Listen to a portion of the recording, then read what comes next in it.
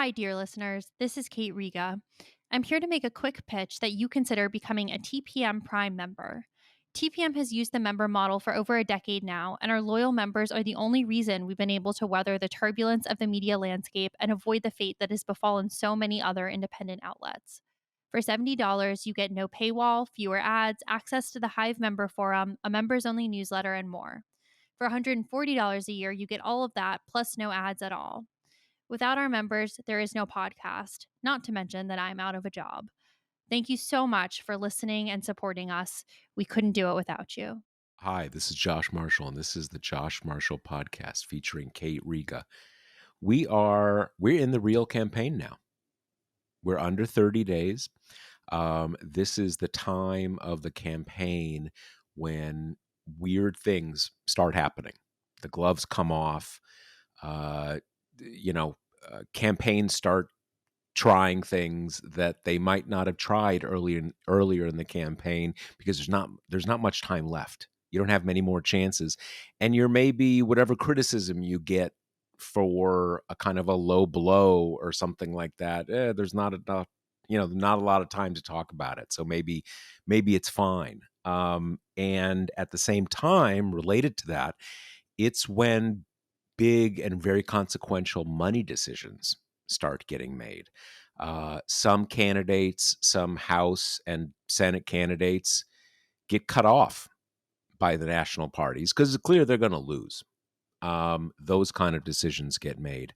Money gets redeployed. Obviously, no one cuts off a presidential campaign, but states can get downrated, right? We've got that one sewn up or something like that. It seems less likely that we're going to see something like that in this cycle because all the important states are so close. Nothing's in the bag for anybody. Even if you take, I think that uh, Michigan is maybe the best state for Harris at the moment, although in such a fractional way that it hard to even say. And then maybe Georgia for Trump, but those races are what, like 3 points apart, right? I mean, they're not even meaningfully different.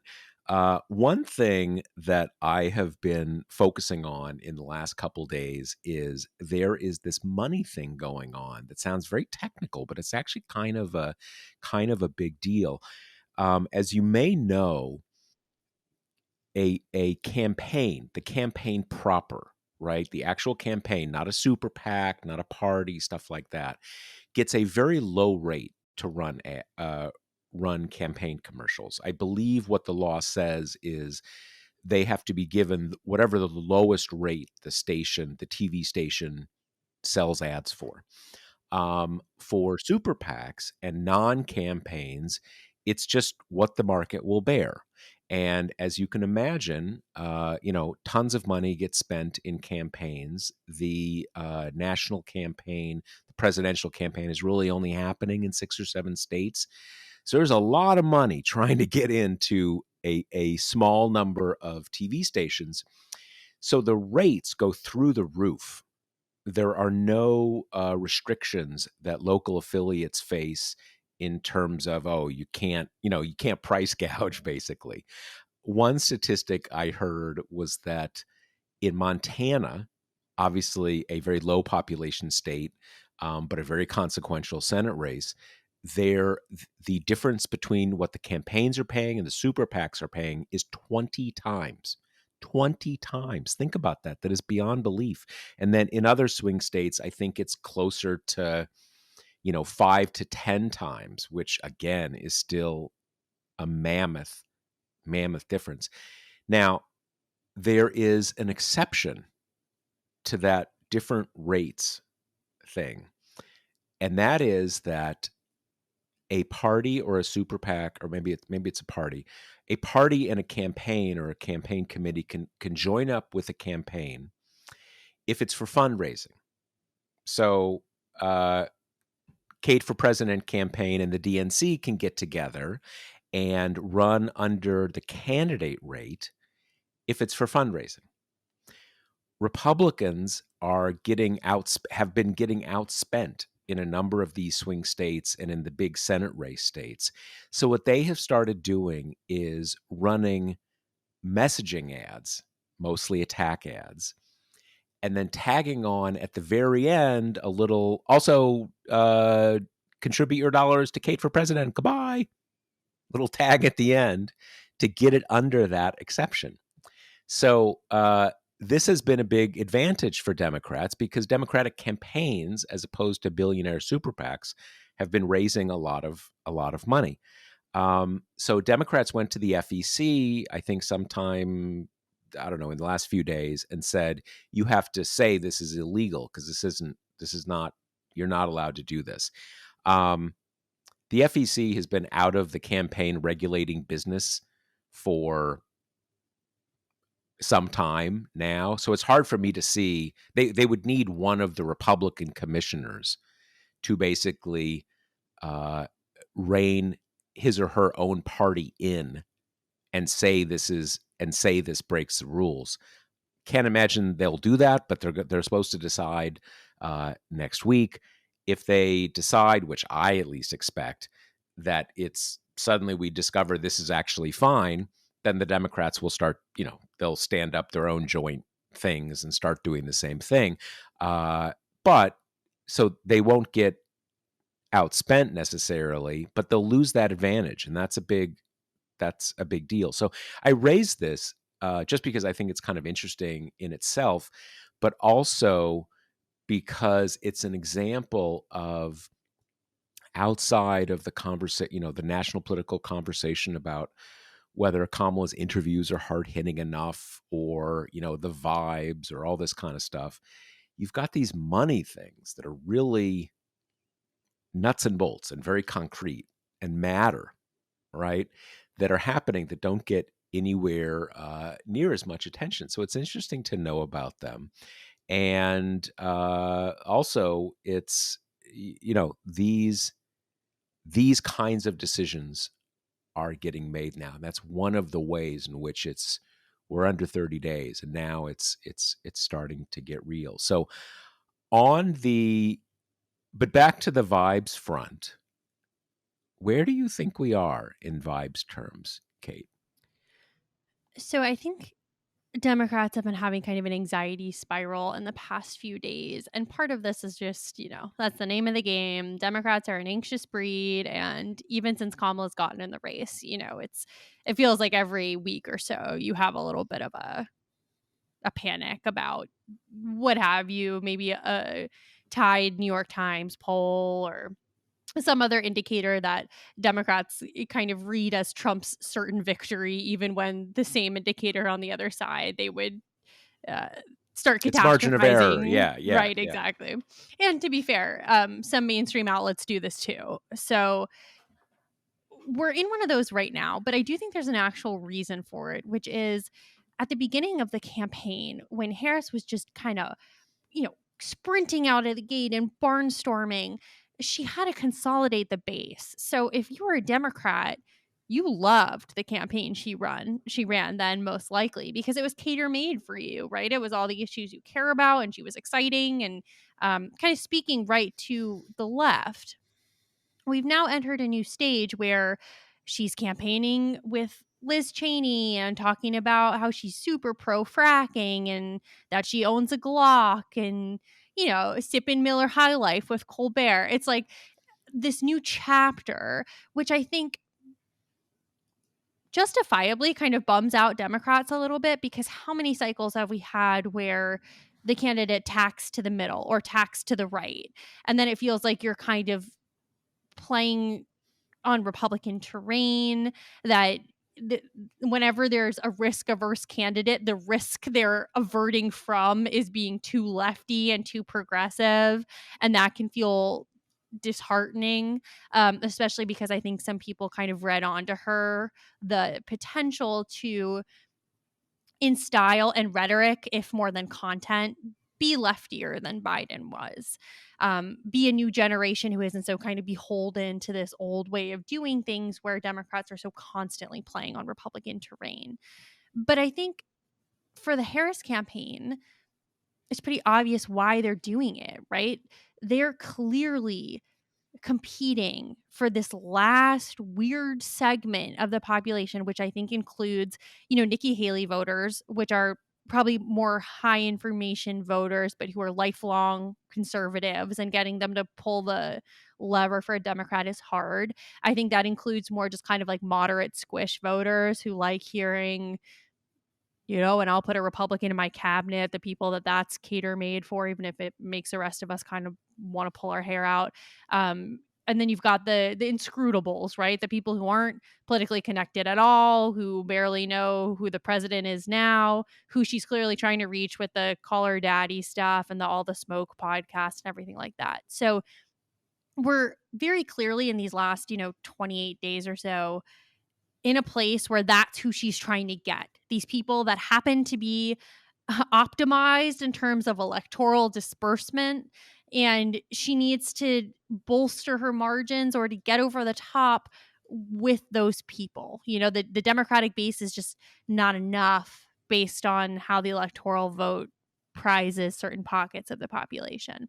And so I think it makes sense from both sides, right? Like, it makes sense to me that Democrats are feeling a little bummed out about that, because even though many of us have great respect for Liz Cheney and think she's being very brave, I think you could basically ask anyone on the left about her policy platform and it wouldn't exactly, get them excited, get them jumping up and doing dances.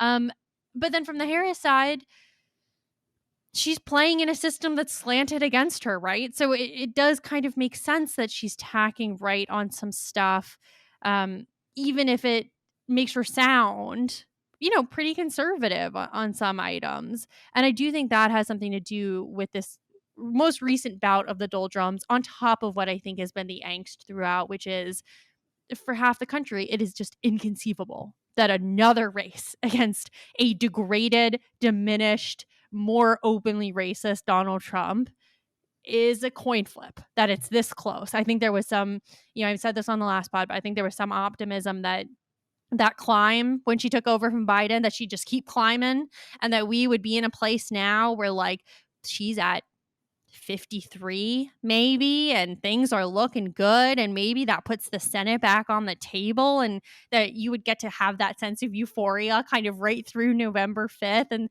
that this would be the first election that you don't have to be put on anxiety medication beforehand. And no, we're right back kind of where we've been, where it seems like her easiest path to victory is a 270 to 268, and it's going to be nerve wracking, and you're going to have to be worried about Trump trying to steal it, and kind of mainstream laundering of right wing talking points all the merry way to election day.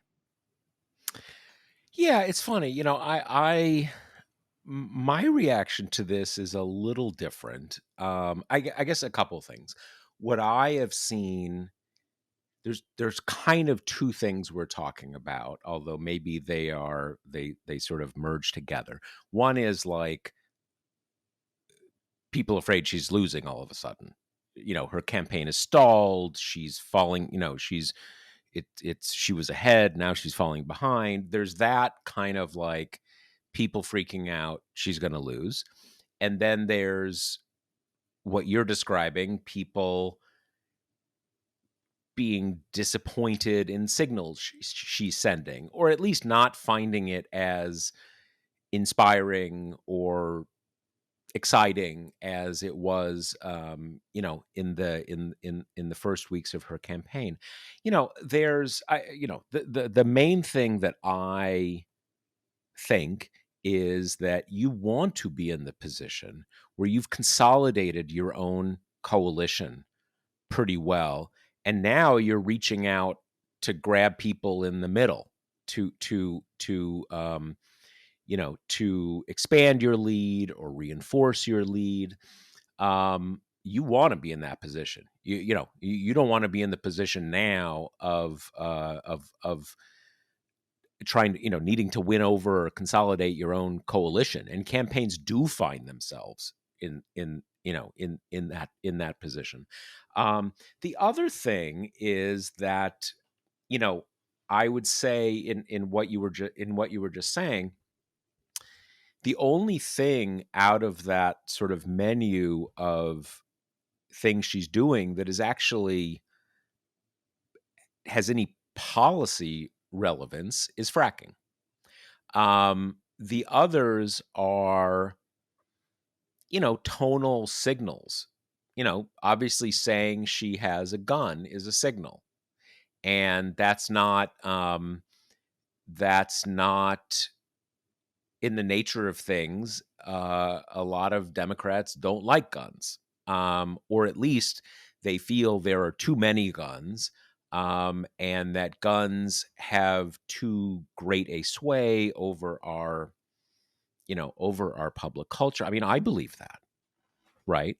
Um, Having said that, it doesn't really matter if she has a gun, right? I mean, that's not going to change her presidency. Um, and the other thing is, if you go back to the first weeks of her campaign, one of the big criticisms of it, and remember, there were criticisms then, was that it was just, policy free, and was just, kind of joy and, turning the page. She wasn't really talking about, she wasn't like talking a lot about the Inflation Reduction Act, or we've got to go back and re-up the, expand the uh, uh, refundable child tax credit and stuff. She wasn't going back and kind of talking up the big policy achievements of the Biden administration. Um, and it's funny. The stuff with I wonder at on a purely tactical level. I wonder how much it helps to do an event with Liz Cheney, just because again we're in this very weird uh, kind of population electoral dynamic where there's a really pitched battle over 4 or 5% of the electorate of the country who doesn't care about politics and doesn't know anything about it. Right. Which creates this kind of perverse dynamic. Do they know who Liz Cheney is? Right. Do they even like, if like, wow, Liz Cheney was the head of the House Republican Conference, and then she got booted, and then she was the co-chair of the January 6th. I guess it wasn't a commission, the investigation or whatever. If you know all that stuff, you're totally plugged into one of the coalitions. So, like, I to me, it's do what you got to do. You want to win the campaign, and there's a potential tactical conversation about what's the best way to win the campaign. I mean, I'm kind of the mind. I did a post about this. I'm kind of the mind of, like, Kamala came in a matter of a couple weeks, engineered like a 5 to 7 point shift in the national polls. Went from behind to ahead, and probably enough ahead just to sort of squeak by an electoral college victory, and that's stayed there for 2 months. So they're doing pretty well, I think. And in terms of, like, which are the signals to send, what are the things to focus on, to bring this home, I kind of figure they've got better. They've probably got a pretty good handle on the data that's out there. So that's kind of, I'm very I'm very practical. If she came out and said, well, like, all right, we're turning back all that climate stuff because I need to, move to the right, I would say, okay, wait a second, what are we what are we talking about here? But she's not. right. And to some degree, she has latitude to move a little right on the stuff she's moving on in a way that she just absolutely can't with other issues, right? Like, she and all Democrats have gotten more aggressive, more Republican on immigration, right? And that is because, in 2016, right, you had Hillary distancing herself from Obama deportation things. In 2020, the kind of Trump's family separation was the biggest immigration argument. And so the party had more latitude to be a little more left there. That's just not the case this time. So she's had to move a little right, moved a little right on the fracking stuff. But there's a whole gamut of what we would kind of call quote unquote social issues that she just absolutely cannot move to the right on, right? Like, she cannot move to the right on abortion. She cannot And move to she's the right. not, and I don't think it's like she's, like, wanting to move to the right Right. But and, like, that's and she can. She that's working for her. She wants to be exactly where she is. and that's why I'm saying that she has a little more latitude on these issues that aren't as just kind of like core to the heart of being a Democrat now. And that's where you're going to see her move, and not on these other areas that I think most Democrats would kind of prize most highly. And for what it's worth, she's wrapping in with that stuff progressive policy proposals, right? Like, her kind of biggest thing is this. She's got the first time homeowner grant stuff, right? Like, it's very about helping with affordability, which is, that's a surgical strategic strike right into where most people's economic anxiety is coming from. But those aren't Republican proposals, right? That's the kind of give people money so they can be in the middle class kind of stuff. And then I think, on the same token, part of this is you have this like internecine kind of navel gazy conversation within the media about the interviews, right? Like, we don't have a but her emails, knock wood, but the interviews thing has been dogging her from the first steps of the campaign. And the similarity with the emails thing is that it's dumb. Like, it's always been silly, and it's really, really revealing, especially your kind of political playbook types, just exposing them because they keep making this argument in terms of, freedom of the press, right? Like, she should do interviews with us because we are the toughest interviewers, which, first of all, clamber off your high horse. I'm not sure that everyone would agree with that. And this is such a pervasive disease in DC that I would see all the time at the Capitol, where even if your question is stupid, if you ask it in a combative posture, reporters really think that, like, that is what good journalism is.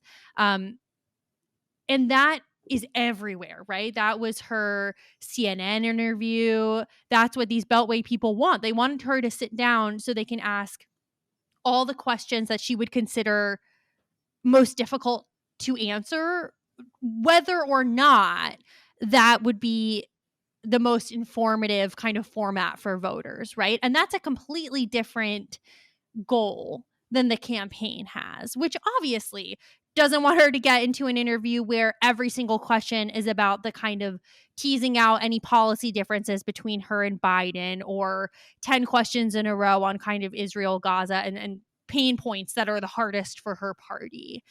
So we're getting back into that, even though they look especially stupid now because they're cloaking this kind of desire to bolster their own relevance by getting the big candidate interview in, we need to do the interview because we will extract the most helpful information for voters, and all she's doing are like stupid puff pieces, right? And then that's juxtaposed with these interviews she's been doing, which, as I mentioned, include non-traditional media, though I think you could argue that the Call Her Daddy podcast in particular was like quite informative. It was just informative on issues that the mainstream media is still kind of learning to care about, e.g., what's always been called women's issues.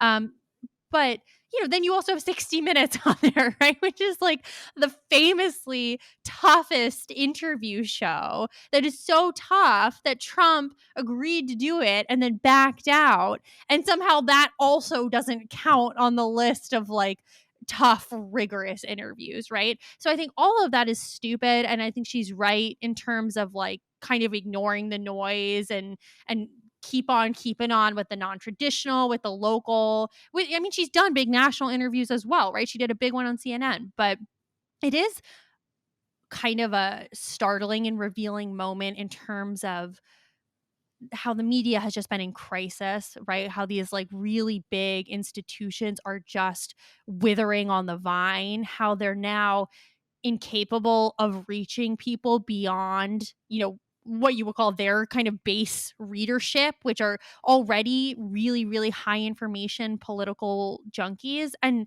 to be clear, even though I think what Harris's campaign is doing is right, I don't think this is a good development for the country by any means, that the reach of political reporters is so small, and that the reach of kind of traditional journalistic institutions that do have in their best form, guardrails and ethics and fact checking, that all of that is so weakened, and that into that vacuum steps podcast hosts and other people who like aren't trained, who don't have the same kind of ethical considerations. But I think part of that is self-inflicted, part of that is just the landscape. But we really are, this has to be one of the first cycles where we're seeing the Democrat just kind of disregarding legacy media to some degree and charting a media footprint that looks very different and much more kind of diverse in terms of different spheres of the media landscape. Yeah, it's that, it's in the part of our heads that is about you know the business of media. We know about the balkanization of media. Even now we think of the traditional cable networks. Well, 40 years ago it wasn't even, there weren't cable networks. There were just three network TV channel, or networks, and they kind of controlled what was news. So that is, it's a old, and it's an old story. It's an evolving story, and evolving in a way that is not good for the gatekeepers.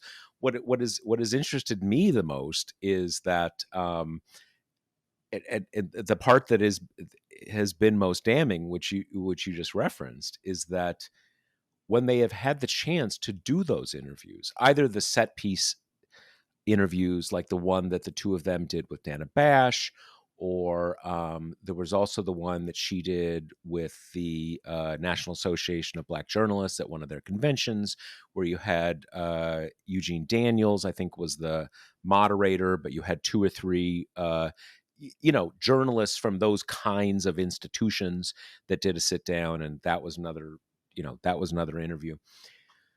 And others when they're like avails and stuff like that. When they get the chance to ask their questions, they are not substantive at all. They're like, Trump says you are letting 25 million people over the border. How do you react to that? Or why are you not doing more interviews? There are these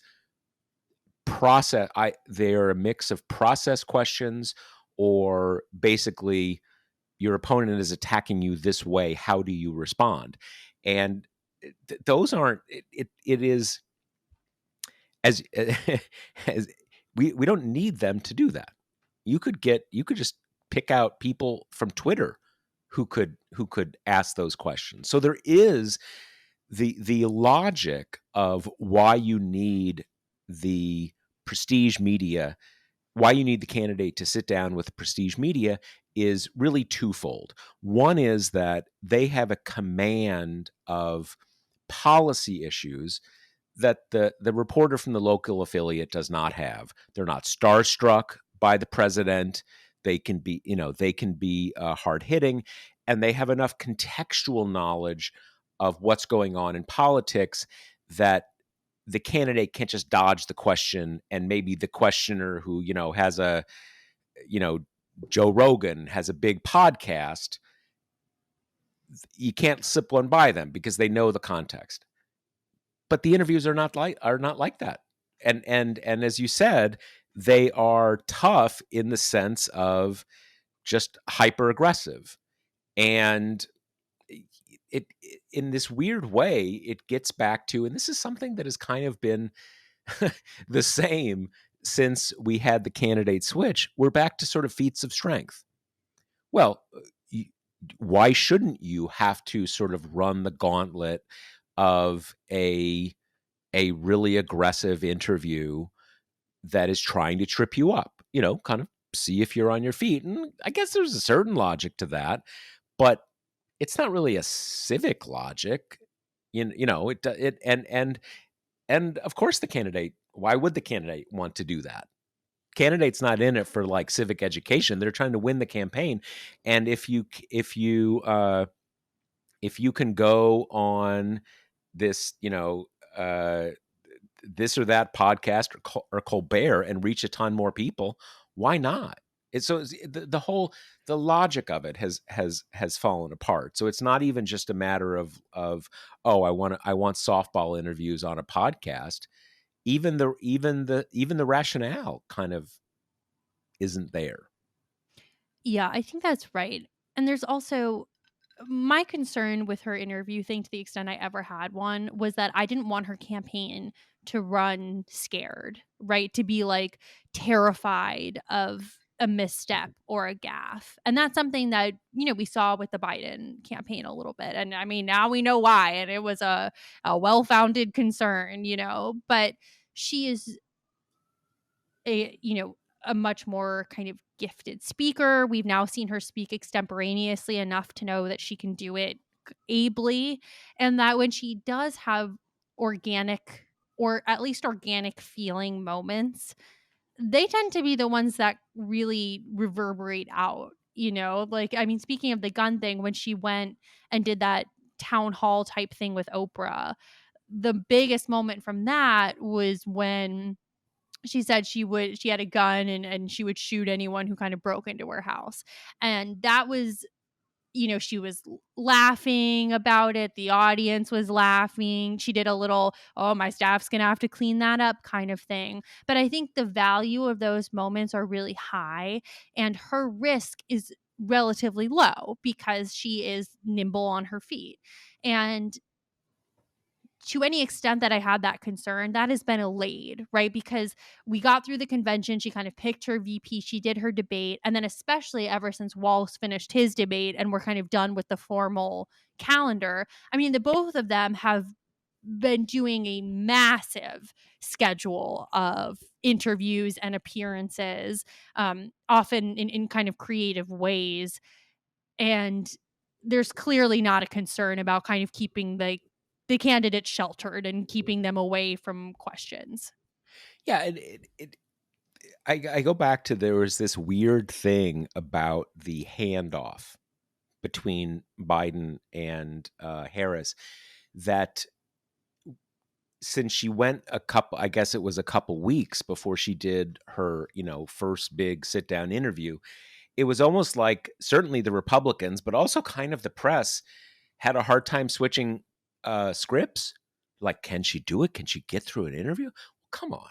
I mean, she's been a an electoral politician her entire career, basically. So the idea that she's going to that she's going to freeze up or have a kind of a Mitch McConnell moment or just be sort of dumbfounded was always just weird. I mean, she may be great at it or okay at it, but the idea that that you're going to get a kind of a crash and burn or was always sort of was always sort of silly, even to the extent that they kind of got us to worry about it. Well, God, can she actually manage an interview? Well, I mean, come on. She's been doing this her whole life. She can manage it. Um, it's weird, and I think basically a lot of this stuff comes down to um, Trump is out there saying that the immigrants are polluting our gene pool, bringing in dumb criminal genes, this kind of just explicitly race science, race, kind of racist, horrible stuff, and all the other things about Trump. And Harris is just kind of a normal candidate running on the established Democratic issues. And what are you going to say?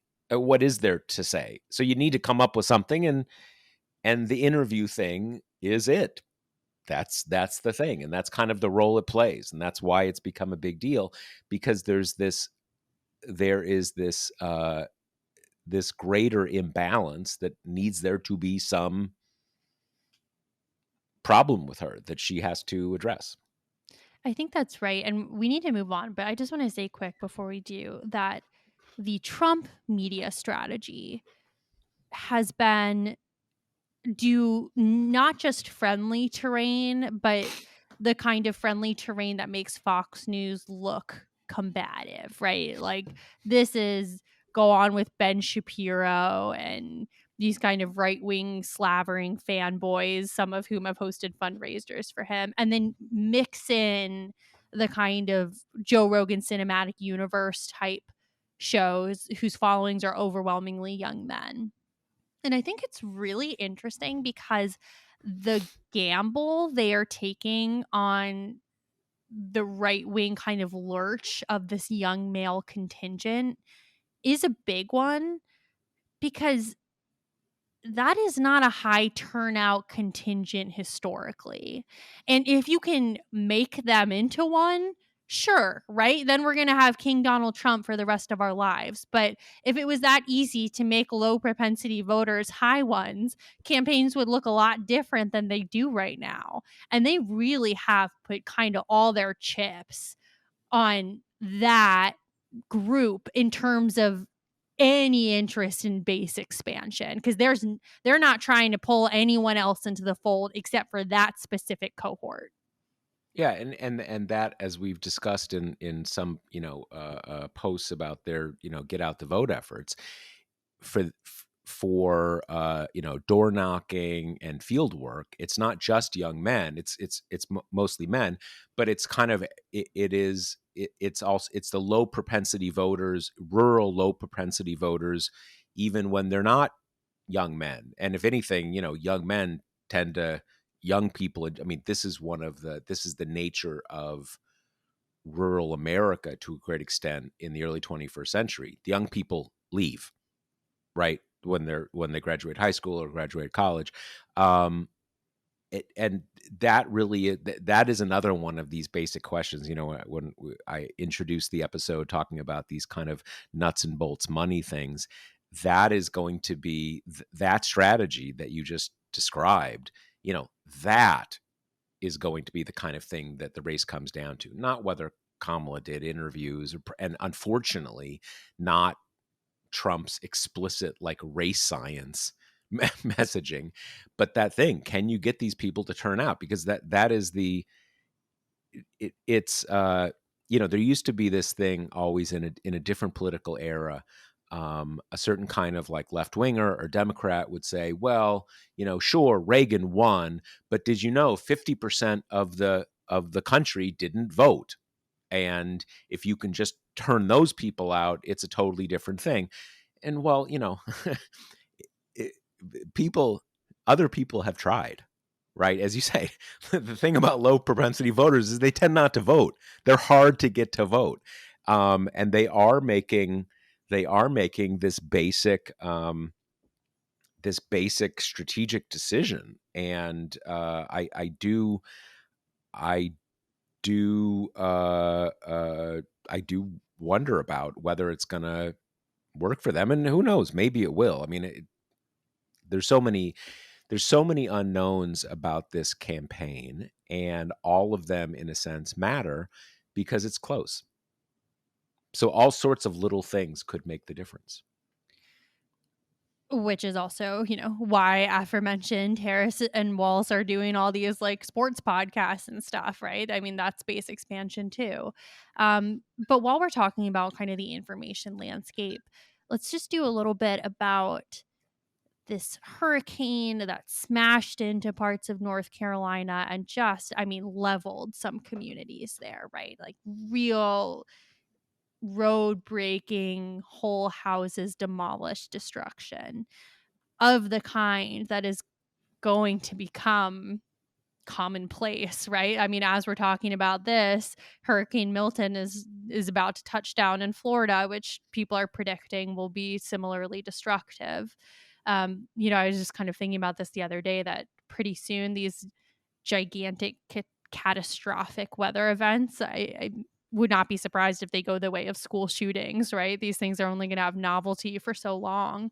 But amid the hurricane, predictably, you had an immediate spigot of disinformation from Trump and then all his, henchmen, Elon Musk and the like, that basically boiled down to, the Biden administration is ignoring the destruction because it's mostly hurting Republicans, which also isn't really true, but that, they're withholding help, that and then it gets, to the into the conspiracy stew all the way to I saw one tweet from some right-wing person of like FEMA is shooting people, which I don't know who armed FEMA, but so, you know, I think it's interesting insofar as Brian Boyler had a really good piece where he argued that Democrats were caught totally flat-footed by this very predictable onslaught of misinformation, and that they should start going out before this stuff happens and kind of setting the groundwork for it so people are less likely to believe it when it happens. But I think it's most useful in terms of this is what the election playbook looks like, right? I mean, there are the nuts and bolts of how Trump would kind of contest votes in certain states. And we've already seen efforts to shore that up in advance, especially kind of in Georgia, where they're the most Republicans in these key positions. But fundamental to that strategy is the fog of war, right? And when there's not the fog of war, creating the fog of war. And that means if it takes days to count the ballots, I mean, we saw this last time, right? You find some kind of baseless anecdote and you whip that up until you have a sense that the whole thing is poisoned, the whole thing is tainted, and then that makes the moderate Republican response what still is about the 2020 election. I think we can all agree there were some irregularities. No, we can't. There were no irregularities. It was all made up. But that is what you get from the fog. And that's what they made around the hurricane, right? This fog of you're being abandoned, you're being mistreated, you are not an electoral source of advancement for this party, and thus you will be forsaken.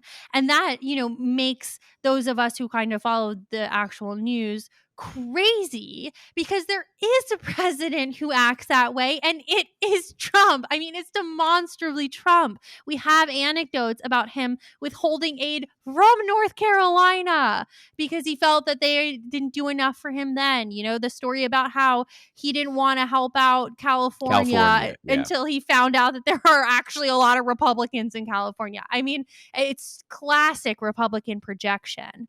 But I do hope that Democrats are kind of taking lessons from this and readying what is fundamentally like a PR response, because I'm sure that they've got election lawyers at the ready to kind of combat the lawsuits that are going to come from Mhm. this And election, no probably matter how better perfectly lawyers, it's run. quite Right. possibly better lawyers, yeah, because that's where they Exactly. excel. Yeah. But there's also a messaging front here. And, we've talked about this until we're blue in the face. Democrats are disadvantaged on the messaging scale for all different kinds of reasons, and Republicans have built in propaganda arms. But it's going to be an onslaught, right? And you need to kind of get your stuff into the bloodstream as much as possible and get people prepared for what is coming. Because if we've learned anything from this election, it's that the memory of the average American voter is gnat like. And I'm sure that they've already kind of forgotten all that came out of 2020. Yeah, it's true. One thing about the hurricane is that a hurricane actually is kind of like a war in the sense of, where that phrase comes from, the fog of war. One of the things I was doing a post on this sometime over the last couple of days, I can't remember when. Um, what happens in those cases is large tracts of the country are out of contact, right? Maybe electricity is down, maybe cell phone coverage is down. Reporters can't get into an area. In certain cases, they shouldn't try to get into an area because there's always this balancing of, if you've got people, a rescue for people's lives in a certain city, you need to leave it to the rescue people, right? Not have a bunch of like reporters trying to get in there too. And so that, I think the analogy that I used is, if someone went on social media and said it's a free fire zone in Trenton, FEMA is lining people up against the wall and shooting them, it's terrible. Well, a few reporters would show up and just say, what, like, what are you talking about? This is totally ridiculous. We're seeing that again and again in cases in North Carolina because you can't get there. We don't actually know what is happening in, a given little town in Western North Carolina. And so you don't know. And as is often the case, we see this in many permutations of these kinds of stories. If one side is saying this is happening and the other side is saying, look, we don't actually know what's happening, well, that's not that's not something anybody's kind of, can bite into. So there is a real issue in these natural disasters that makes it particularly ripe for even good faith rumors, right? People hear things, it gets everybody scared. There's never a natural disaster where the people who were victimized come out of it and say, man, FEMA, love those guys, they knocked it out of the park. Because it's never going to be enough. Your house is destroyed, and what they can do for you if they get to you quickly is they can give you a little spending money, like literally to go buy diapers for your kids, and then give you forms that you're going to fill out and get a subsidized loan to rebuild your house. It's not great. So it's a these things turn out to be an example of a certain kind of societal breakdown, because you have seen over the last week a number some Republican officials in North Carolina have come out and said, this stuff isn't true. I need, big Trump supporters saying, can you stop saying this? This is actually not true. And you're making it harder for us to save people's lives by doing this kind of stuff. Um, in you want in public crises that people don't, people are sort of phobic of these words, but you want societal elites to come together and say, like, okay, that's not true, everybody's doing their best, let's try to get through this. But that part of the social compact is really broken down to a great extent with Trump, and that's something very general about the situation that we find ourselves in as a society right now.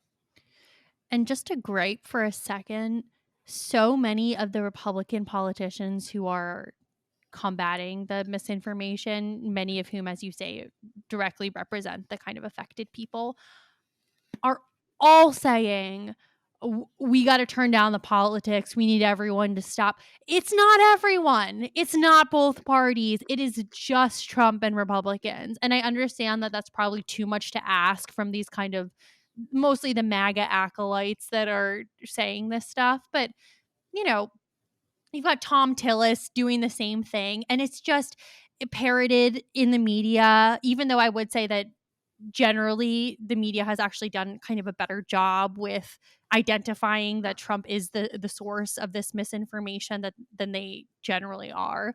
But it's just so frustrating to have it every time be like, "Can we stop politicizing this?" No one's politicizing this except for Trump, who sees it as a boon to his campaign to get people to believe the lie that the federal government is going to let them die because they wouldn't vote for Joe Biden. We're never going to kind of heal as a nation if we can't even identify the the cause of the symptoms, and it's just frustrating and so predictable.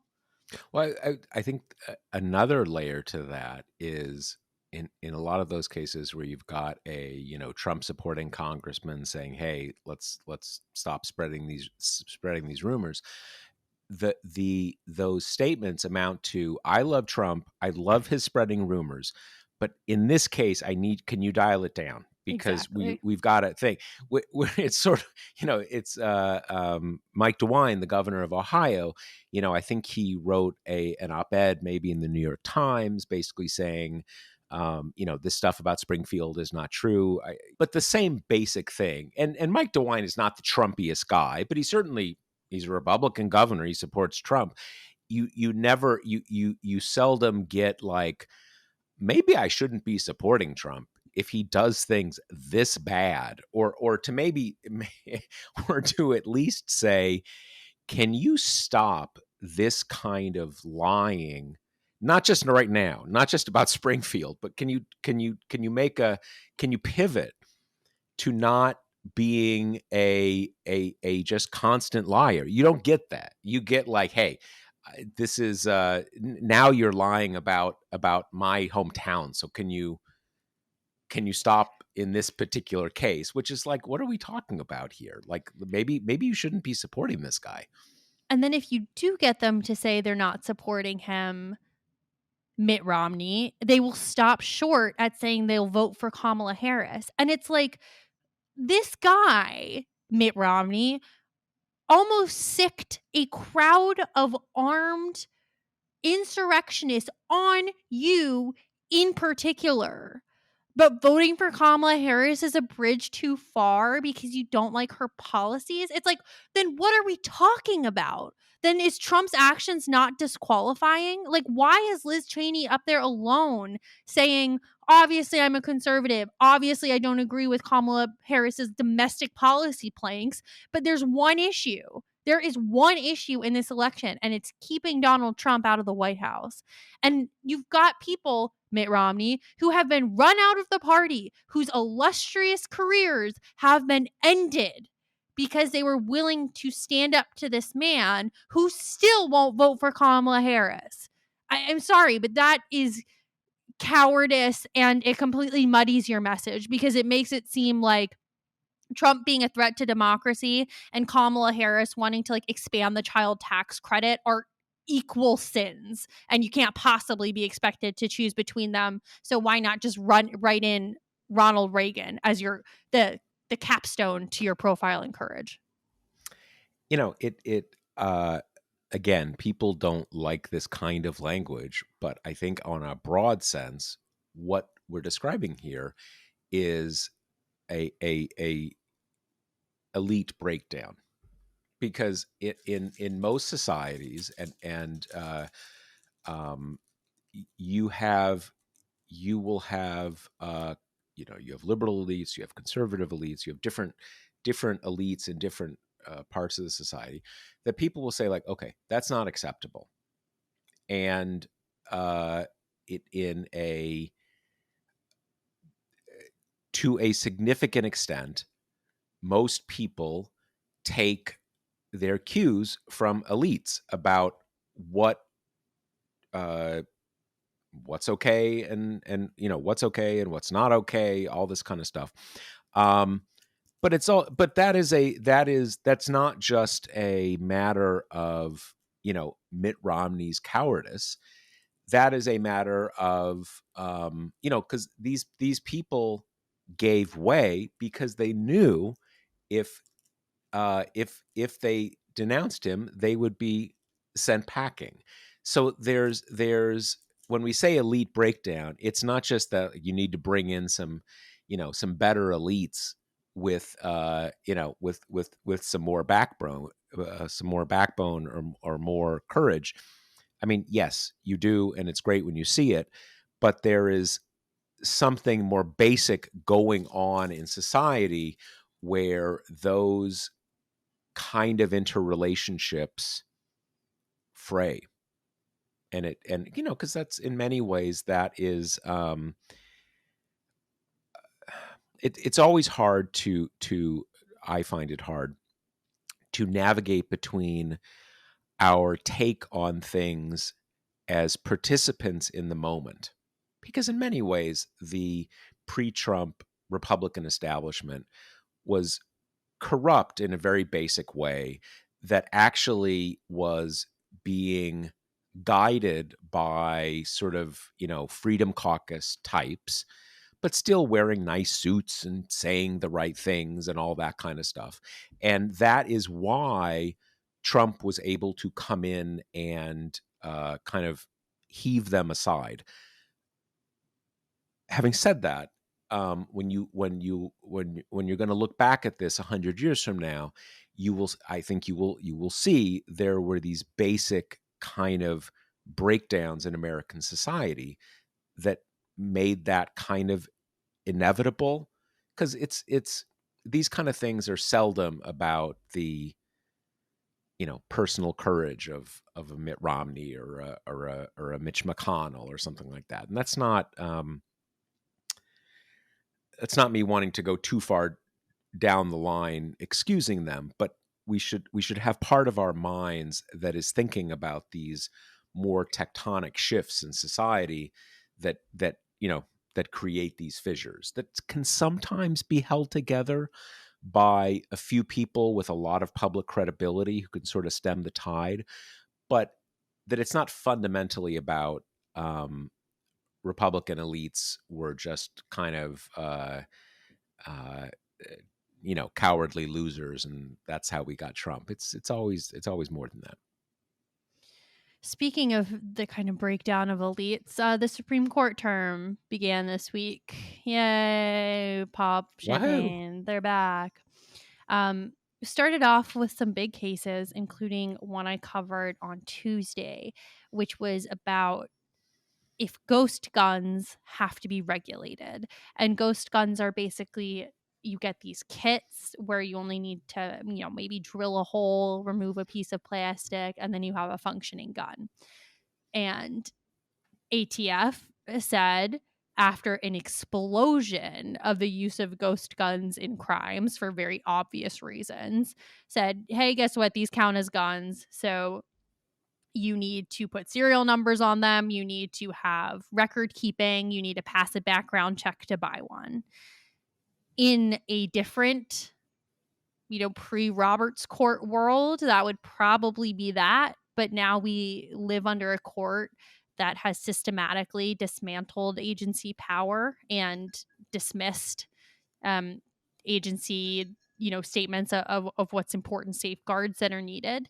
So basically, these gun part manufacturers went to court on Tuesday to say, hey, these are not guns. It does not matter that it takes 20 minutes to make a fully functioning Glock.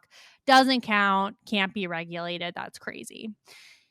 Now, this court, as we know, has a very expansive view of gun rights. And that has, continued our country's bloody march towards being forever awash in guns. But they have demonstrated occasionally a squeamishness to come down on the gun rights side when the ramifications are so obviously violent. You look to last term where a domestic abuser was arguing that people like him who have restraining orders taken out against them should get to keep their guns. That was one where all but Clarence Thomas were like, no, we're not going to arm these people, right? That was an outer bounds of what they're willing to do. And yesterday was a similar case in terms of, you even had you had Barrett and John Roberts kind of being like, well, this is stupid. We're not going to create the most obvious loophole of all time, which if we do, as the Solicitor General said, means that every gun manufacturer forever is going to be incentivized to sell their stuff in two pieces so their market is bigger, right? I mean, it's just going to have an obvious consequence, and the crimes are never going to be solved because these guns are untraceable. So they did on this one case kind of seem pretty likely that it's going to be a win for the government, but it's interesting because I think in terms of, is the court moderating? No, or at least not meaningfully. I think really this case is just yet another episode in the Fifth Circuit has lost its goddamn mind show that they were like, yeah, no, this is fine. We can just have as many guns as you want that are completely untraceable out in the hands of, felons, minors, whoever wants them. Go forth. Yeah, the thing, obviously, if the government wins this case, that's great. That's certainly how I want it to go. But it does highlight the fact that what the court has actually done is just say we are in charge of of policy, because if the idea is that these agencies cannot operate, because again, this isn't these the basic conservative line is that it is not okay for Congress to say we're creating this agency, we're giving you a brief to regulate firearms with regards to safety, preventing crime, et cetera, et cetera, et cetera, and then you come up with the regulations to do that. Um, they're saying Congress can't do that. Regulations, Congress has to make those individual regulations. If that's true, why is this one? Congress didn't make this regulation. So why is this one? It just it it just it shows that that's the principle until it's a little too much. It used to be. I think the most generous you can say is that it used to be, and this is sort of the Chevron standard, that, or I'll simplify it, but basically that as long as that is broadly logical, is if it's not absurd, it doesn't matter if the judges agree with it or not. That's for FEMA or ATF or whoever to make that decision. And there's a rationality standard, which is obviously very low because most things are rational in some sense. What you really have now is a kind of an inverse rationality. If it's just so crazy, it's going to make us look stupid, then we're going to step in and say, okay, well, I guess you can regulate in this case because this is pretty whack. But that's not, but again, that just functionally means that, that it's the court that makes these decisions. And what you have, and this is, I'm not the first to say this, it's a sort of a through line that everybody who follows the courts makes this point. You are not empowering the legislature, you're empowering the courts. You have an imperial judiciary. Which, God bless Ketanji Brown Jackson, because I think one of her greatest contributions since she's joined the court has been kind of protesting for history's sake. Like, we're at the point where she's not going to win a battle on agency power with six people who are solidly arrayed against it. But her part in the oral arguments was to say, yeah, I'm a little confused why we're doing this in the first place, because ATF already said this is dangerous. Here's all the data we have about the crimes these are being used in. We need to regulate them. And she said, so is this just how it's going to work? If they write their regulation in any way that we wouldn't have written it, that's the new standard, then it gets shot down. She said, I'm not worried about kind of agencies taking power away from Congress. I'm worried about us taking power away from agencies. And, that really is the whole ball game. And obviously, she's just kind of dissenting for posterity for now. But the most optimistic way to look at that is the dissents in times where one faction is disempowered tend to build the foundation for the direction that they'll go once their party is kind of back in the majority on the court. And I do think it's important for what it's worth. I'm not under any delusion that this stuff is like reaching people who are totally low information, but it's good to get it into the bloodstream, right? It's good to say candidly, this is what's happening and this is why it's stupid. And it's just a power grab, right? It's nothing more legalese or complicated or highfalutin in a way that only the Supreme Court justices can possibly comprehend. It is just aggregating power to the least democratic branch.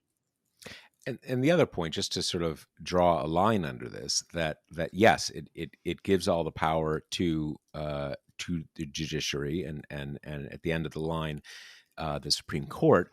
But the other part of this, by design, is that the Supreme Court doesn't have time to generate the mountains of regulations that are required to run a country of, what is it, 350, 360 million people, and it's the largest economy in the world and all that kind of stuff.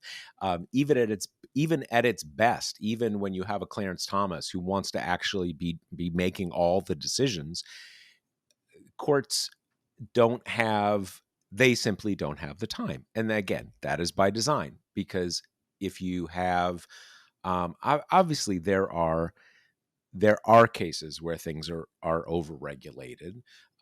There is a balance in all of these things, but fundamentally, low regulation means that the powerful and the wealthy can do what they want, and that's the real, you know, that's the end game here. And it's as I do think this is one of those things that eventually will be like abortion has been, that if you actually create a situation in which the federal government can't regulate anything, you're going to have all these horror stories and there's going to be a big backlash. But a lot of bad stuff is going to happen on the way to that, just in the same way that a lot of bad stuff happened between, I can't remember when Webster was, like 1992 or something, something like that, uh give or take, the first limitations of Roe, relatively minor limitations at the very beginning. um a lot of bad stuff 89. happened until you know until you got to now, where the pro life faction is on the run. I know we're at the end here, but I just want to mention. I'm sure you saw, Kate. There was that big Times expose about the internal, memos and stuff in the court. And our friends at Slate, Dahlia Lithwick, was one of them. It was a very interesting kind of threshold to me, where you have people incredibly smart, incredibly good, smart, canny, all the good stuff. Someone like Dahlia, to basically say, you know what's going on here has nothing to do with that law school stuff we learned. This is pure power, and let's just see it on those terms. And it is good to the extent that we say, yeah, of course it was probably political. They're trying to throw Trump a bone because of course they are, because that's what they do. They are, you even said earlier in this exchange, Kate, when they're back in the majority, when Democrats are back in the majority on the court, even a decade ago, no one used to speak that way. They'll say, well, if there's more liberals, conservative liberals, blah blah blah blah blah, let's just be a they've got a Republican supermajority, and that's what's happening, and that's we know that. It's good to get it out there and sort of um, say the reality of the situation, and because you can't really change the situation until you're able to look at it and identify it for what it is. Which is really the theme of this episode as Yeah. it shook out. Yeah, yeah. Well, there you go. That is all we have for this week. We'll be back next Wednesday. We're coming down to the wire. I guess we probably have 3 episodes left. I'm not exactly sure. Oh my god, that's Um, horrifying. yeah, but we will be back then. and next week. And I think that's all we got. Anything else? All right. That's all. See you then. Later. The Josh Marshall podcast is hosted by me, TPM reporter Kate Riga, and TPM founder, editor-in-chief Josh Marshall. The show is produced by Jackie Wilhelm. Thanks to Why Not Jansfeld for our podcast theme song, and thanks to all our TPM members who make this possible.